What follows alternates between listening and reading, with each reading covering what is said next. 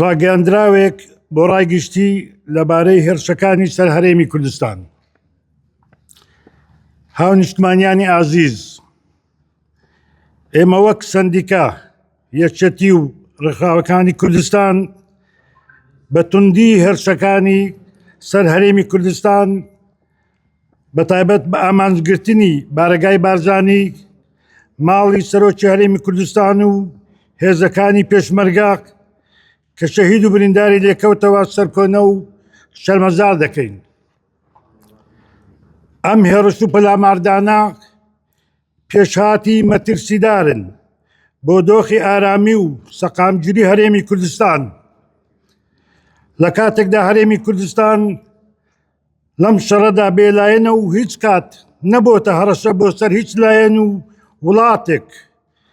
هەرێمی کوردستان هەمیشە فاکتەری ئاشتی و ئارامی بووە بۆ ناوچەکە و وڵاتانی دراوسێ.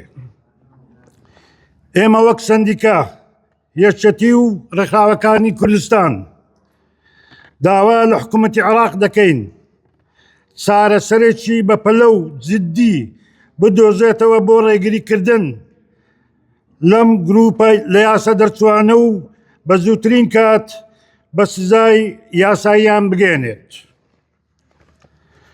بەردەوامبوونی هێرشەکان بۆ سەر دامەزراوەکانی هەرێمی کوردستان نیشانەی ئەوەیە کە لەلایەن حکوومەتی عێراقەوە نیەتێکی جددی نییە بۆ ڕێگریکردن لەو گروپە لە یاسا دەرچوانە. ئەزموونی ساڵانی ڕابردوو سەلماندی، لیژنە و لیژنەکاری و پەیامی هاوخەمی و تەلەفۆنکردن و سەرکۆنەکردن چارەسەری کردەیی نین بۆ دۆخی ئێستای عێراق بە هەرێمی کوردستانیشەوە. هاوکات داوا لە کۆمەڵگەی نێودەوڵەتی دەکەین هاوکاری هەرێمی کوردستان بن بۆ ڕێگریکردن و کۆتایی هێنان بەو هێرشە ناڕەوایانە.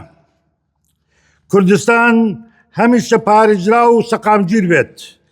سەندیکا و یەکێتی و ڕێکخراوەکانی کوردستان هەولێر 29 ئاداری ساڵی 2026.